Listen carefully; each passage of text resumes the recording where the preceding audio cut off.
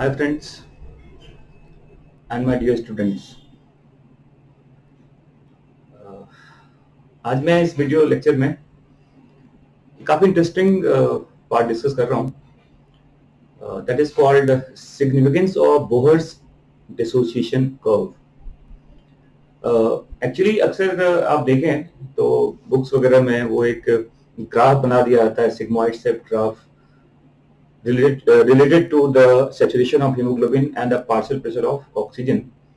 Actually ये graph क्या है और इस ग्राफ का क्या सिग्निफिकेंस है ना? ये काफी इंटरेस्टिंग एक पूरा प्रोसेस है जिसको आप बोहर्स डिसोसिएशन कर्व कहते हैं and how it changes according to the change of partial pressure. और जैसा कि आपको मैंने पहले के वीडियो लेक्चर में बताया था कि जो ऑक्सीजन का जो एक पूरा ट्रांसपोर्ट मैकेनिज्म है हमारे ब्लड में, वो कैसे होता है ये मैंने पूरा आपको पहले के वीडियो लेक्चर में बताया था। फिर भी मैं एक बार थोड़ा सा ब्रीफ यहाँ पे ये एक बार मैं ये और डिस्कस कर देता हूँ। जैसे मैंने कहा था कि अगर मान लो ये हमारा लंग्स का स्ट्रक्चर है और ये हमारा बॉडी टिश्यूज का पार्ट है ना, ये टिश्यू फ्लूइड है इसके अंदर, इसमें सेल्स हैं और आपके लंग्स के एल्वियोलाई में, यहाँ एक मतलब हमने लिखा हुआ है एल्वियोलाई, लंग्स के एल्वियोलाई में जो आप देखिए यहाँ पर जो पार्शियल प्रेशर ऑफ ऑक्सीजन लिखा हुआ है ये है 104 mm ऑफ Hg। समझ में आ रहा है? 104 mm ऑफ Hg ये ऑक्सीजन का पार्शियल प्रेशर है आपके लंग्स में। और मान लो कि ये आपका एक ब्लड पूरा ये ब्लड सर्कुलेशन का ये पार्ट है, इधर आर्टरी है, इधर ये वेन्स है, ये मान लो हमारा पल्मोनरी कैपिलरी है जो एल्वियोलाई के वॉल के कांटेक्ट में है, और ये हमारा सिस्टमिक कैपिलरी है जिसका कांटेक्ट आपके टिश्यू फ्लूइड के साथ है। ठीक है, तो देखिए आप यहाँ पर अगर आप अपने वेनस ब्लड को देखिए, आप उस ब्लड की बात करें जो एक डी ऑक्सीजनेटेड ब्लड है जो आपके वेन्स में है ना। इस वेन्स में आप देखिए ऑक्सीजन का जो पार्शियल प्रेशर है वो कितना है 40 mmHg। और इस पॉइंट पर देखो आप जो हमारे ब्लड के हीमोग्लोबिन का जो परसेंटेज सैचुरेशन है वो कितना है 75%। मैं इसको ग्राफ में भी बताऊंगा, पहले आप यहां देखिए इस वेन्स में ये PO2 कितना है 40, और यहां पर आप देखिए ये जो परसेंटेज सैचुरेशन लिखा हुआ है हीमोग्लोबिन का कितना लिखा हुआ है 75%। समझ में आ रहा है? 75% सैचुरेशन कहने का मतलब इस पूरे हीमोग्लोबिन वाला जो पार्ट को आप देख रहे हो इसको आप ऑक्सी हीमोग्लोबिन कहते हैं। इसमें ऑक्सीजन का जो अमाउंट हीमोग्लोबिन के साथ अटैच्ड है, अगर मैंने ये मान लिया कि 100 ml ब्लड है तो ये अमाउंट ऑक्सीजन का कितना है देखो 14.4 ml, मतलब 14.4 ml ऑक्सीजन हीमोग्लोबिन के साथ अटैच्ड है अगर आपने ब्लड का वॉल्यूम कितना माना है 100 ml। ठीक है, और देखो तो डी ऑक्सीजनेटेड ब्लड कहने का मतलब ऑक्सीजन का अमाउंट रिलेटिवली कम है आपके वेनस ब्लड में। ठीक है, अब ये ब्लड कहां पहुंचा हमारे लंग्स के कैपिलरी में जिसको हम कहते हैं पल्मोनरी कैपिलरी, और इसे अब क्या मिलेगा oxygen because of difference of partial pressure. यहाँ PO2 कितना है 104 और यहाँ कितना है ये केवल 40 mmHg है ना, तो इसे ऑक्सीजन मिलेगा। और जैसे जैसे आपके एल्वियोलाई से ऑक्सीजन का एक डिफ्यूजन आपके कैपिलरी में होगा तो आपकी कैपिलरी का जो अब ऑक्सीजन का जो पार्शियल प्रेशर है वो धीरे धीरे क्या होगा इंक्रीज करेगा, और वो प्रेशर देखो कहां पहुंच गया अब यहाँ पर ये PO2 कहां पहुंच गया 95 mmHg पे। और मैंने कहा था कुछ वेनस एडमिक्सचर कहते हैं इसको, वेनस एडमिक्सचर ऑफ ब्लड कहते हैं, उसकी वजह से ये 104 तक नहीं पहुंच पाता। PO2 का जो एक पार्शियल प्रेशर है ऑक्सीजन का आपके जो ब्लड लंग्स से बाहर की तरफ आ रहा है अब उसमें O2 का जो प्रेशर है वो कितना बताओ 95 mm ऑफ Hg। और इस प्रेशर पे देखो ये क्या बोल रहा हूं मैं, इस पार्शियल प्रेशर पे जो Hb का सैचुरेशन हो सकता है आपके ब्लड में, मतलब हीमोग्लोबिन का सैचुरेशन ब्लड में कितना हो सकता है मैक्सिमम देखो तो लिखा हुआ 97%। 100% सैचुरेशन नहीं हुआ, और मैंने वही कहानी वही है कि जो मिक्सिंग ऑफ ब्लड होता है आपके लंग्स के अंदर, जो ब्लड ऑक्सीजनेटर जिसका जिस ब्लड का ऑक्सीजनेशन हो चुका है, जिसका एक्सचेंज हो चुका है और जो इसका एक्सचेंज नहीं हुआ, तो ये सैचुरेशन कितना है 97%। तो हम कह सकते हैं कि 95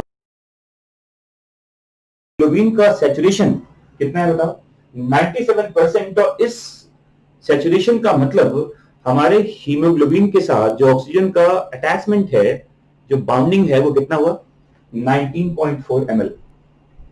चलो आप किसी बता दो, मैं 100 ml ब्लड की बात करें तो 100 ml ब्लड में लगभग 15 ग्राम, ऑलमोस्ट 14.5 से 15 ग्राम ये हीमोग्लोबिन का अमाउंट होता है, 15 ग्राम।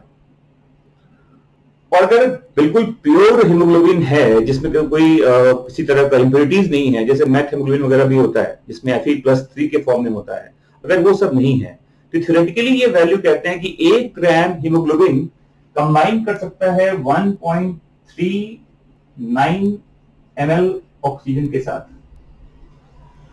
थ्योरेटिकली ऐसा मैं कह रहा हूं, अगर पूरा का पूरा हीमोग्लोबिन आपका प्रॉपर वर्क कर रहा है तो, बट ऐसा होता नहीं है, इंप्योरिटीज तो होते हैं। तो ये जो वैल्यू आता है ये लगभग आता है 1.34 ml। कहने का मतलब ये है कि जो 15 ग्राम हीमोग्लोबिन है ओवरऑल अगर देखा जाए तो ये 1 ग्राम कितना कंबाइन कर रहा है 1.34 ml ऑफ ऑक्सीजन से। तो अगर 15 ग्राम की बात करें तो ये जो HbO2 का फॉर्मेशन हुआ जब लंग्स से, जब उसका क्या हुआ ऑक्सीजनेशन हुआ उस ब्लड का, तो ये वैल्यू कितना आता है देखो 19.4 ml कितना। और ये भी याद रखिएगा कि कुछ अमाउंट में, जैसे कि आप जानते हो आपके बुक में लिखा जाता है कि 97% जो ट्रांसपोर्टेशन है ये तो HbO2 के फॉर्म में होता है और लगभग 3% इट्स वेरी लेस अमाउंट। अगर 100 ml की बात करें तो 100 ml ब्लड में 0.29 ml, अप्रोक्सीमेटली 0.3 ml ये आपके ब्लड में डिसॉल्व फॉर्म में ट्रांसपोर्ट होता है। फिजिकली डिसॉल्व कहते हैं क्या बताओ, 0.3 ml ऑक्सीजन, और केमिकली अगर देखें आप तो कितना वो 97% in the form of oxy haemoglobin. समझ में आ रहा? तो 95 mmHg पे सैचुरेशन कितना है 97%। और ओवरऑल हीमोग्लोबिन का जो ऑक्सीजन के साथ बाइंडिंग है वो कितना हुआ 19.4 ml ऑक्सीजन। ठीक है। और आप जानते हैं ये जब आर्टेरियल ब्लड जो है, ये जो जिसे कहते हैं ऑक्सीजनेटेड ब्लड, जब ये ब्लड आपके टिश्यूज की तरफ आएगा तो 19.4 ml का लगभग 5 ml ऑक्सीजन ये डिफ्यूज कहां करता है टिश्यू कैपिलरीज के से आपके टिश्यू फ्लूइड के अंदर। तो 5 ml ऑक्सीजन ये अब अवेलेबल है आपके सेल्स के लिए in the normal resting stage. तो आप कह सकते हैं देखिए कि 40 mmHg, अगर ये मैं बताऊं कि ये आपके टिश्यू फ्लूइड का पार्शियल प्रेशर है, तो इस प्रेशर पे आपके ब्लड से 5 ml ऑक्सीजन Hb से क्या होगा, अलग होगा, और ये कहां पहुंचेगा आपके सेल्स की तरफ। और लगभग अगर देखा जाए तो 0.29 ml आप देख रहे हैं यहां पर, तो 0.17 ml ये ऑक्सीजन जो डिसॉल्व फॉर्म में था ये भी कहां पहुंचता है आपके सेल्स के अंदर। समझ में आ रहा है? इसका अमाउंट काफी कम है। और फिर जब ये 5 ml यहां पर आपने यूज कर लिया, आपके टिश्यूज ने यूज कर लिया ऑक्सीजन को रेस्टिंग स्टेज में, तो वापस जो आप देखिए HbO2 का सैचुरेशन कहां पहुंच गया 75% पे, और जो ऑक्सीजन का पार्शियल प्रेशर था वापस कहां पहुंच गया 40 mmHg पे। तो ये तो एक जनरल आपका इस डायग्राम से पता चल रहा है आपको कि कैसे कैसे चेंज हुआ है। अब इसी चीज को हमने ग्राफ में बताया है। देखिए ये ग्राफ किस चीज का है, partial pressure of oxygen and the percentage saturation of haemoglobin. ठीक है। ये कोई लीनियर ग्राफ तो बनेगा नहीं, क्योंकि सैचुरेशन और जो एक याद रखिएगा, हीमोग्लोबिन का सैचुरेशन डिपेंड करता है कि आपके ब्लड में ऑक्सीजन का पार्शियल प्रेशर क्या है। मतलब एक पर्टिकुलर पार्शियल प्रेशर पे हीमोग्लोबिन का सैचुरेशन फिक्स्ड होता है। ये समझ में आ रहा है? देखिए आप यहां पर आप देखो कि अगर 95 mmHg आप देख रहे हैं यहां पर, अगर ये वो ब्लड है जो लंग्स मतलब जो ब्लड लंग्स में अब जिसका जो एक्सचेंज में पार्टिसिपेट कर चुका है, जिसको एल्वियोलाई से ऑक्सीजन मिल चुका है, उस ब्लड का अगर देखा जाए कि वहां पर अगर पार्शियल प्रेशर 95 mmHg है तो सैचुरेशन देखो इस पॉइंट पे, ये जो पॉइंट देखना कितना बताओ 97%। तो 95 पे कितना बताओ 97%। और मैंने क्या कहा कि टिश्यूज की बात करें अगर हम देखो 40 mmHg है, तो इस 40 mmHg का अगर देखा जाए तो सैचुरेशन देखिए यहां पर कितना बताओ 75%। समझ में आ रहा है? 40 mmHg पे कितना है सैचुरेशन 75%। देखो बना दिया हमने ये। अब आपको पता है कि ये जो ऑक्सीजन का जो बॉन्डिंग होता है हीमोग्लोबिन के मॉलिक्यूल में, आपको पता है ऐसे देखिए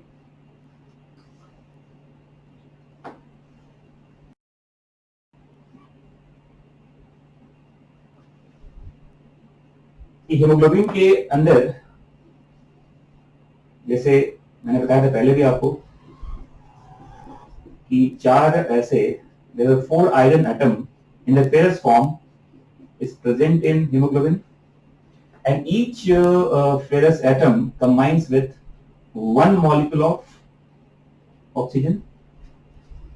और मैंने कहा था कि एक फुल्ली सैचुरेटेड हीमोग्लोबिन है ये, मतलब one haemoglobin molecule is able to combined reversibly with 4 molecules of oxygen।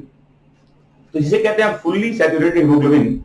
तो इस पॉइंट पे देखिए अगर आप, तो इस पॉइंट पे आप कह सकते हैं कि जो जो हीमोग्लोबिन यहां अवेलेबल होगा Hb, इसमें क्या मिलेगा आपको 4 मॉलिक्यूल्स ऑफ ऑक्सीजन, जिसको कहते हैं फुल्ली सैचुरेटेड हीमोग्लोबिन। और इस पॉइंट पे देखिए आप, अगर मैं इस पॉइंट की बात करूं तो इस पॉइंट पे जो हीमोग्लोबिन वगैरह होता है, जैसे मान लो ये हीमोग्लोबिन का स्ट्रक्चर है, तो इसमें एक ही जगह पर देखो ऑक्सीजन का अटैचमेंट है, कभी भी 3 जगह खाली है ये। तो ये भी हाईली अनसैचुरेटेड फॉर्म में है, तो इसमें ऑक्सीजन क्या होगा बाइंड करेगा। ठीक है? और देखिए इस पूरे ग्राफ में समझिए पहले आप कि अगर आप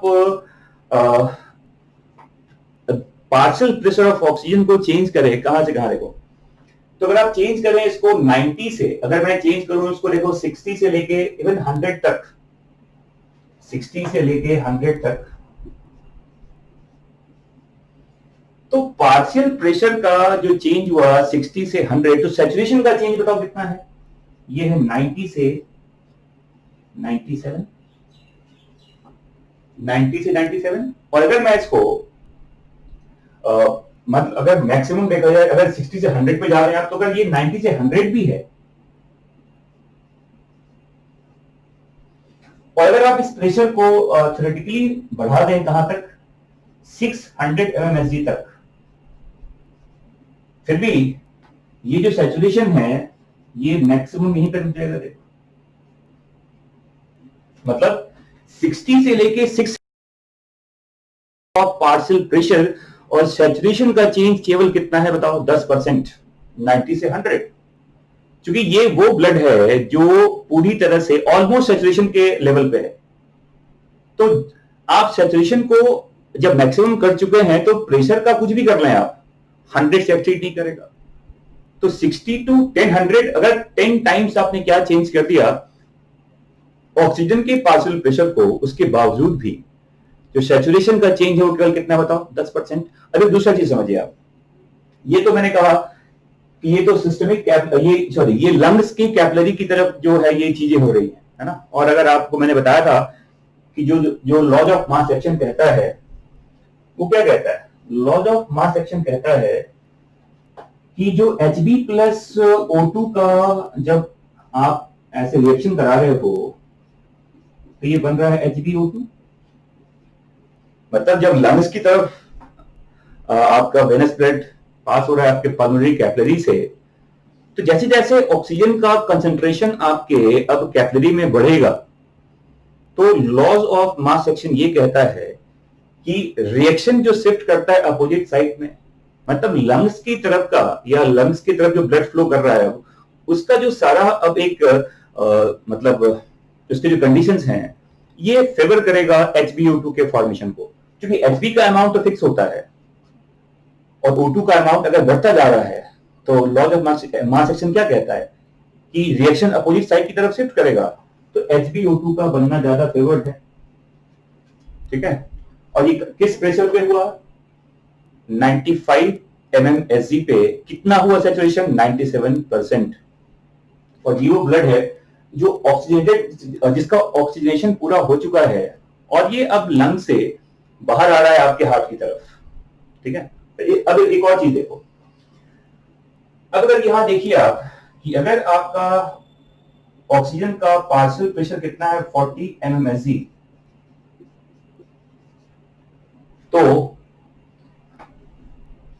आपका जो सैचुरेशन है वो कितना है बताओ? 75%।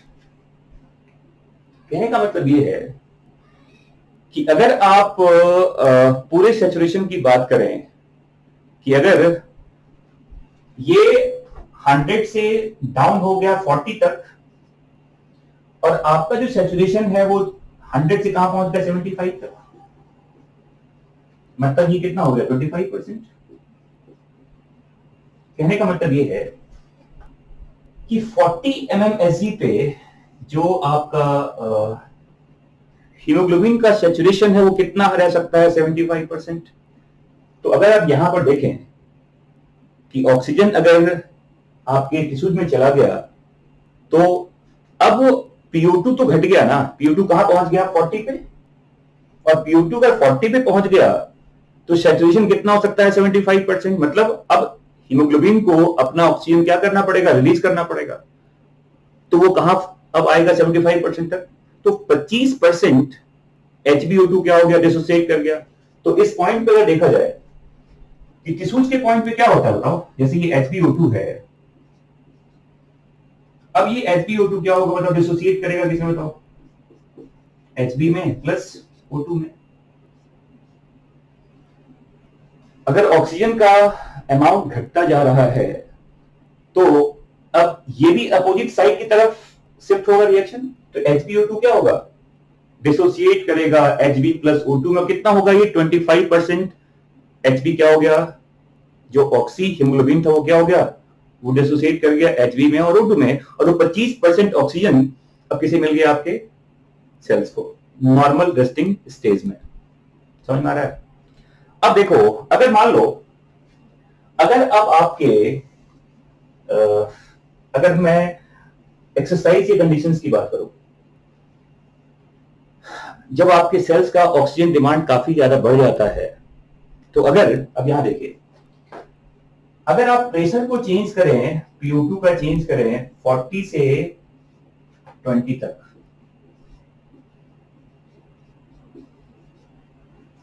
चेंज हुआ 20 का, मतलब अगर 40 से कहां पहुंच गए? 20 तक, चेंज ऑफ पार्शियल प्रेशर।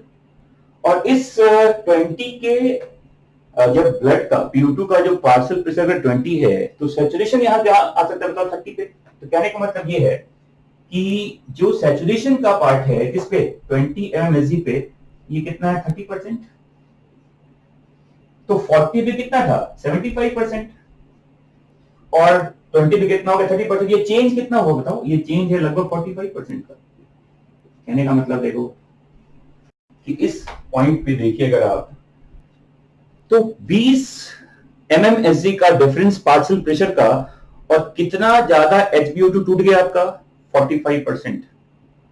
पर लोअर रेंज में देखिए आप, पार्शियल प्रेशर का एक स्लाइट चेंज बहुत ज्यादा HbO2 के डिसोसिएशन को फैसिलिटेट करता है, और ये कितना हो गया बताओ? 45%। और अगर 45% HbO2 आपका, मतलब मैं क्या कहना चाह रहा हूं कि 20 mmHg के प्रेशर पे PO2 पे आपका जो सैचुरेशन एग्जिस्ट करेगा हीमोग्लोबिन का वो कितना होगा 30%। इसका मतलब 45% फर्दर हीमोग्लोबिन का जो बॉन्डिंग है या हीमोग्लोबिन का जो एक अटैचमेंट था ऑक्सीजन के साथ वो क्या होगा, वो टूट जाएगा।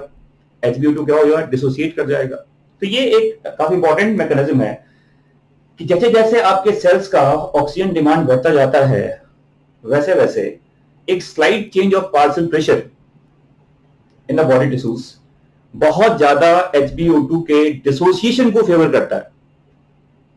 और वैसे भी देखिए ये जो एक्सरसाइज वाला कंडीशन होता है इसमें बहुत सारे चेंजेस भी आते हैं। अब जैसे आप कहते हो कि ये जो बोहर्स कर्व की जो बात कर रहे हैं आप, ये एक नॉर्मल कर्व है एक्चुअली। तो इस कर्व से आपको ये तो पता चल गया कि डिसोसिएशन कर्व का मतलब क्या होता है और क्यों ये जो सारा ग्राफ जो सिग्मोइड शेप में ग्राफ बना हुआ है ये क्यों पार्शियल प्रेशर ऑफ ऑक्सीजन का और हीमोग्लोबिन का सैचुरेशन का ये कोई मतलब लीनियर इसके साथ रिलेशनशिप नहीं है। एंड दैट्स व्हाई ये एक सिग्मोइड शेप कर्व बनता है ये, है ना। तो देखो अब क्वेश्चन यहां पर ये है कि ये जो बोहर्स डिसोसिएशन कर्व है ये क्या हमेशा ऐसा ही रहता है? ऐसा नहीं है। ये curve as per the body cells activity, metabolic activity, the blood flow, ये कर्व राइट और लेफ्ट की तरफ शिफ्ट करता है। क्या मतलब है इस चीज का? जैसे देखिए अगर मान लो एक ग्राफ ये है और इस ग्राफ में कहूं कि ये ग्राफ ऐसे अब ऐसे हो गया है, मान लो ये जो आप देख रहे हो ये है राइट शिफ्ट। मान लो हमने क्या लिखा है इसको, ये हमने लिखा राइट शिफ्ट। राइट शिफ्ट का मतलब क्या है समझिए पहले इसके यहां पर। और इस राइट शिफ्ट का मतलब यहां समझो क्या है अभी,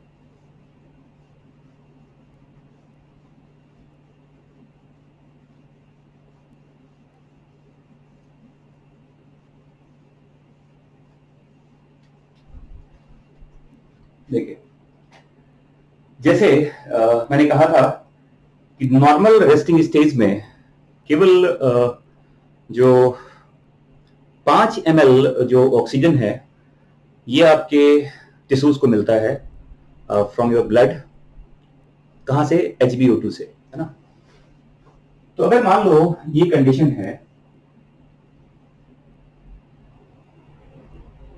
ये अगर मान लो मैं 2 सेल्स की बात कर रहा हूं ऐसे,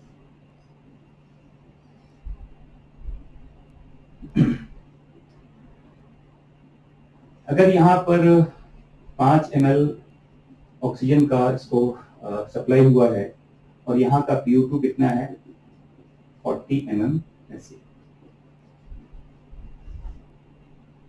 अगर मान लो ये PO2 यहां पर पहुंच जाए 15 mmHg,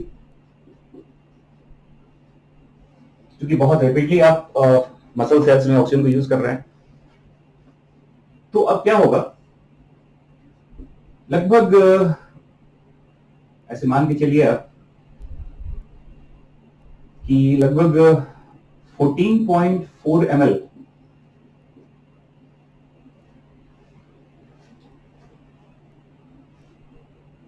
ऑक्सीजन आपके सेल्स को मिल सकता है एज पर द रिक्वायरमेंट। मतलब कि अब जो ब्लड यहां से निकलेगा, अगर मान लो स्टार्ट में यहां पर ये ब्लड कितना था 19.4 ml, और इस सेल्स की बात करें अगर, तो 14.4 अगर आपके सेल्स ने यूज कर लिया तो ये वापस यहां कितना मिल गया बताओ, 5 ml।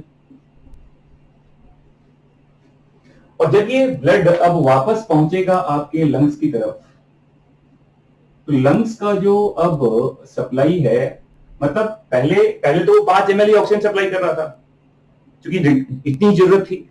अब लंग्स वापस कितना ब्लड आपके ऑक्सीजन सप्लाई करेगा आपके ब्लड को, तो ये वैल्यू आ जाएगा 14.4 ml। देखिए ऑलमोस्ट 3 टाइम्स जो ऑक्सीजन का जो एवेबिलिटी है वो बढ़ा दिया गया आपके लंग्स के थ्रू, किसको, आपके ब्लड कैपिलरीज को, आपके ब्लड वेसल्स को, है ना। तो इस मोमेंट पे अगर देखा जाए कि ये जो ग्राफ आपका होता है ये एक्सट्रीमली शिफ्ट होता है राइट की तरफ। क्या कारण है इस चीज का? तो राइट शिफ्ट का मतलब क्या है कि बहुत कम पार्शियल प्रेशर के डिफरेंस में भी जो आपका ऑक्सीजन का जो एक डिसोसिएशन है काफी रैपिडली होता है। तो Hb का O2 से जो एक एफिनिटी है वो काफी डिक्रीज कर जाता है, मतलब बाइंडिंग एफिनिटी Hb और O2 का घट जाएगा if you talking about the shifting of graph towards right side. और दो चीजें होती है देखो, एक तो आपका लंग्स का जो ऑक्सीजन सप्लाई था वो इंक्रीज कर गया लगभग 3 टाइम्स।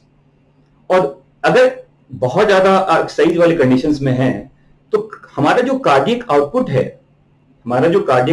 है वो भी 6 to 7 टाइम्स क्या होता है, इंक्रीज कर जाता है। तो ओवरऑल 3 टाइम्स यहां से देखो, ये तो ब्लड ऑक्सीजन का सप्लाई हुआ, और 7 टाइम्स आपका कार्डियक आउटपुट बढ़ रहा है। तो ओवरऑल दोनों को अगर मिला दिया जाए तो लगभग 20 टाइम्स तक जो ऑक्सीजन का इनपुट है वो आपके टिश्यूज में क्या होगा, इंक्रीज कर जाएगा 20 टाइम्स।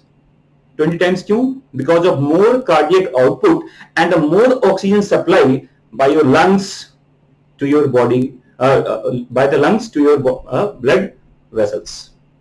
समझ में आ रहा है? तो एक्सरसाइज के कंडीशंस में और भी कई सारे फैक्टर्स हैं, जैसे जब आप एक्सरसाइज वाले कंडीशंस में होते हैं तो आपके सेल्स में जो CO2 का फॉर्मेशन है वो भी ज्यादा होता है। तो याद रखिएगा, अगर आपके ब्लड का PCO2 इंक्रीज करता है, ब्लड का PCO2 क्या होगा अगर इंक्रीज करेगा, तो हमारे ब्लड का जो एसिडिक नेचर है वो क्या होता है, इंक्रीज करता है, पीएच घटता है। PCO2 बढ़ गया मतलब जो H2CO3 का अमाउंट होता है, बाइकार्बोनिक एसिड, ये सब बढ़ जाते हैं। डिसोसिएट करेगा तो H2S भी बढ़ेगा। एसिडिक ब्लड में पीएच क्या हो गया, घट गया। ठीक है। और ये सब जो चेंज आता है, इन चेंज की वजह से होता क्या है कि जो आपका डिसोसिएशन है वो और ज्यादा क्या होता है, रैपिड।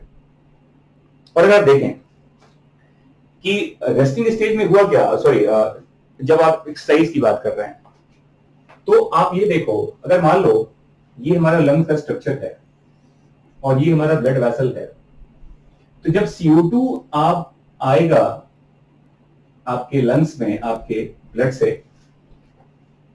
तो इस पॉइंट पे CO2 का लेवल क्या होगा, घटेगा। मतलब अब लंग्स की तरफ क्या हो रहा है, यहां का PCO2 घट रहा है, H+ भी घट रहा है क्योंकि बाइकार्बोनिक एसिड भी घट रहा है, और आपका पीएच यहां क्या हो रहा है, इंक्रीज कर रहा है।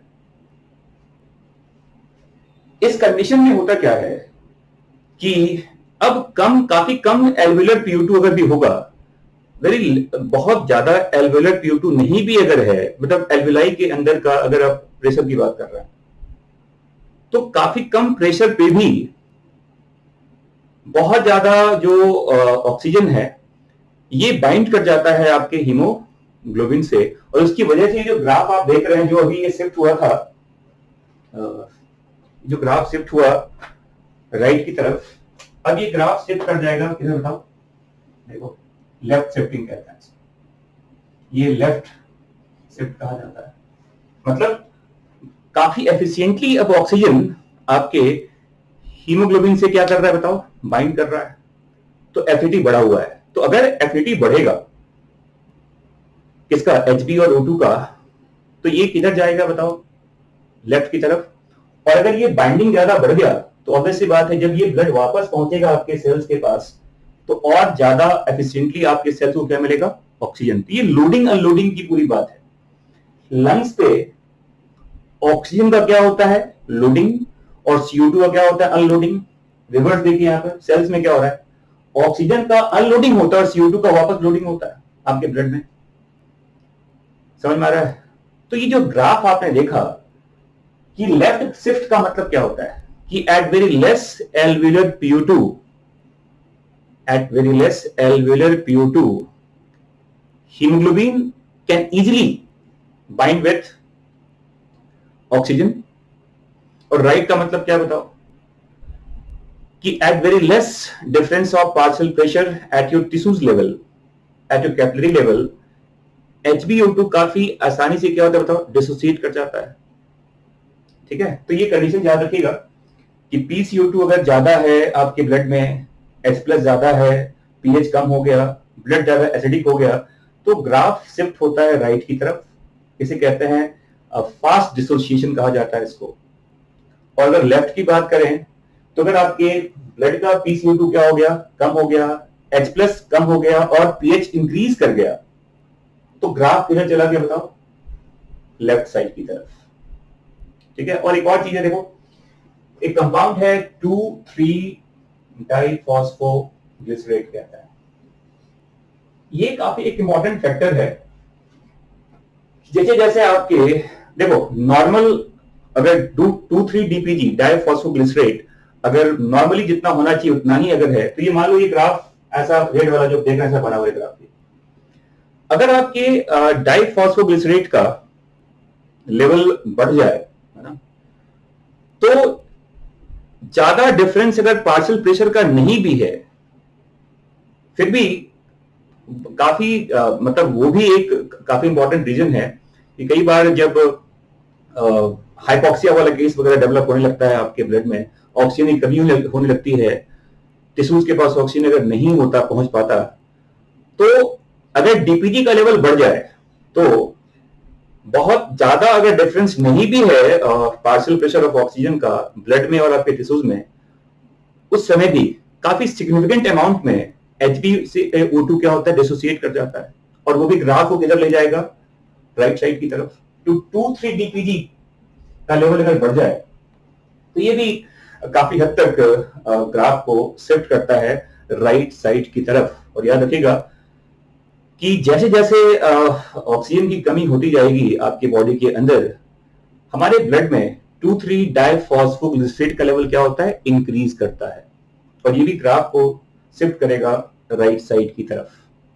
ठीक है, और मैंने पहले भी कहा जैसे PCO2 की बात आप कर रहे थे कि ब्लड का अगर एसिडिटी देखिए, अगर मान लो नॉर्मल pH 7.4 है और ये 7.2 पे आ गया, मतलब ब्लड ज्यादा एसिडिक हो गया, तो ये जो 0.2 का डिफरेंस आया pH में, ब्लड बिकम मोर एसिडिक, लगभग 15% तक जो आपका ये जो कर्व है ये शिफ्ट हो जाता है राइट साइड की तरफ। तो यही कहा था बोहर्स ने, बोहर्स थ्योरी जिसे कहते हैं आप, कि slight change of pH of the blood in the acidic nature, it shifts the curve towards right side. It means HbO2 can dissociate faster from the previous rate and the graph will tend to shift towards right side. तो ये point याद रखिएगा। ये है आपका significance of Bohr's dissociation curve कहता है। समझ में आ गया कि इस लेवल पे देख लो आप कि अपर लेवल पे सैचुरेशन अगर हो चुका है, तो अगर आप देखो कितना इंपॉर्टेंट पार्ट है, अगर आपके एल्वियोलाई में 104 mmHg है प्रेशर नॉर्मली, अगर वो प्रेशर 60 mmHg पे भी आ जाए, ऐसा पॉसिबल हो सकता है माउंटेन्स वगैरह पे कि 104 के बदले अगर 60 तक आ जाए, क्या ऑक्सीजन का पार्शियल प्रेशर तो 60 mmHg पे भी देखिए अगर आप, तो हमारा जो सैचुरेशन है वो कितना, मतलब 90% है। मतलब अभी भी आपके ब्लड में सफिशिएंट अमाउंट में रिजर्व ऑक्सीजन अवेलेबल है। कितना बड़ा रेंज है देखो, 104 से आप कहां पहुंच गए, 60 पे, फिर भी आपको ऑक्सीजन आपके सेल्स को मिल पाएगा। तो ये एक काफी एक सेफ्टी रेंज है जिसे आप इस ग्राफ से रिप्रेजेंट कर सकते हैं। और मैंने कहा कि जब आप बहुत ज्यादा एक्सरसाइज कर रहे हैं, एक्टिव केस में है, मेटाबॉलिक आप रेट काफी आपका हाई है, इवन कहा जाता है कि ऐसे कुछ टिश्यूज जिसमें पुअर ब्लड सप्लाई हो रहा हो, लेकिन वो सेल्स अगर मेटाबॉलिकली एक्टिव है तो ये भी पॉसिबल है कि पूरा का पूरा हीमोग्लोबिन वहां क्या हो जाए, डिसोसिएट कर जाए। मतलब आप कहते हैं यूटिलाइजेशन कोएफिशिएंट, कहते हैं कि वो जो कोएफिशिएंट नॉर्मल रेस्टिंग स्टेज में केवल 25% था, ये भी पॉसिबल है कि 100% तक आपका हीमोग्लोबिन ऑक्सीजन से अलग हो जाए। तो कहते हैं उस समय हमारा जो यूटिलाइजेशन कोएफिशिएंट है ये कितना हो गया, 100% तक। ये कब हो सकता है बताओ, जब आपका सेल्स मेटाबॉलिकली काफी एक्टिव हो बट ब्लड सप्लाई काफी पुअर है उस जगह पर, तो ऐसा भी पॉसिबल हो सकता है। तो it's a very important and interesting phenomenon जिसको बोहर्स ने बताया था, और इसीलिए इसको बोहर्स डिसोसिएशन कर्व भी कहते हैं। समझ में आ गया। एक और चीज देखो, जैसे पूछा जाता है कि फिटल हीमोग्लोबिन का जो ग्राफ बनता है वो भी समझिए पहले आप, वो भी काफी इंटरेस्टिंग फिनोमेनन है। देखिए वो क्या होता है।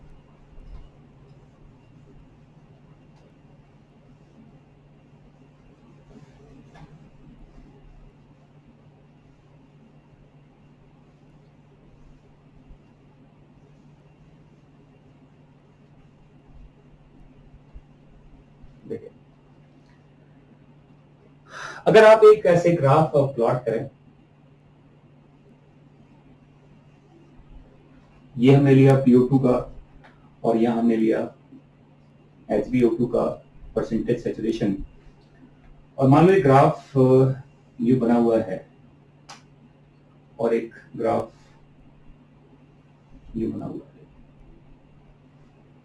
ये जो ग्राफ आप देख रहे हैं जो राइट साइड की तरफ है, इसे कहते हैं MHbO2, और जो लेफ्ट साइड इसे कहते हैं FHbO2। मतलब ये है कि फिटल हीमोग्लोबिन का जो कैरेक्टरिस्टिक है वो एडल्ट के हीमोग्लोबिन से क्या बताओ अलग होता है।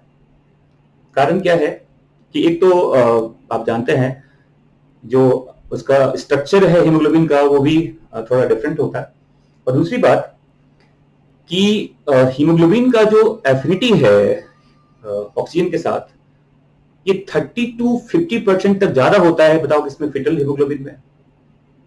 इवन कहा जाता है कि जो हीमोग्लोबिन का कंसंट्रेशन है फिटस में वो भी ज्यादा होता है मदर के ब्लड के कंसंट्रेशन के रिस्पेक्ट में।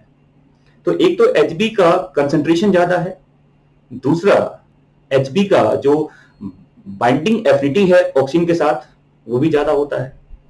तो ऑब्वियस सी बात है कि ग्राफ जो होगा वो तो लेफ्ट की तरफ ही जाएगा। और मतलब ये होता है कि बच्चे को ऑक्सीजन तो मिलना है, या फिटस को, डेवलपिंग फिटस को ऑक्सीजन तो मदर के ब्लड से ही लेना है उसको। और अगर आप प्रेगनेंसी की बात करें तो एवरेज PO2 अगर मदर के ब्लड में ऑक्सीजन का PO2 अगर ज्यादा नहीं भी है तो उसके बावजूद भी वो प्लेसेंटा को क्रॉस करके फिटस में आएगा, और फिटस आसानी से उस ऑक्सीजन को क्या करेगा बताओ, बाइंड करेगा। समझ में आ रहा है। और एक और चीज बता दूं मैं आपको कि अगर आप मान लो ये प्लेसेंटा का स्ट्रक्चर है ऐसे बीच में, ये मान लो प्लेसेंटा है, ये फिटस का केस है मान लो, और ये मदर का ब्लड है मान लो करके, ये मैटरनल ब्लड है, ये फिटल ब्लड है। तो याद रखिएगा फिटस के ब्लड में जो ऑक्सीजन जो CO2 बनता है, आप जानते हैं कि जब मेटाबोलाइट्स कार्बोहाइड्रेट्स वगैरह ग्लूकोज वगैरह जब टूटेगा तो CO2 बनेगा। ये CO2 प्लेसेंटा को क्रॉस करके काफी फास्टली कहां पहुंच जाता है, मदर के ब्लड की तरफ। समझ में आ रहा है। तो जो CO2 यहां पे बन रहा है वो काफी फास्ट प्लेसेंटा में पहुंचता है, और प्लेसेंटा से कहां पहुंचा, मदर के ब्लड में। तो आप ये बताओ, अगर ऐसा होगा तो बच्चे के ब्लड का, जो फिटस के ब्लड का जो अल्कलाइन नेचर है वो क्या होगा? बढ़ेगा। और मदर के ब्लड का जो एसिडिक नेचर वो बढ़ेगा, एसिडिक नेचर है वो इंक्रीज करेगा, है ना?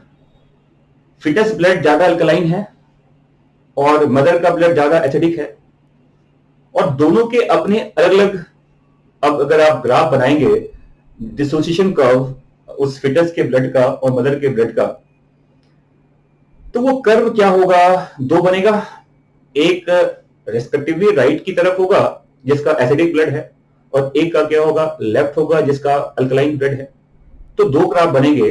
देखो यहां बना हुआ ऐसे स्ट्रक्चर, और इसी को बेसिकली आप डबल बोहर्स इफेक्ट भी कहते हैं। क्या बोलते हैं? देखो एक टर्म है इसको, इसे डबल बोहर्स इफेक्ट भी कहा जाता है। तो ये भी याद रखिएगा कि फिटल ब्लड का जो कार्बन डाइऑक्साइड है वो बहुत फास्टली प्लेसेंटा को क्रॉस करके मदर के ब्लड में चला आता है।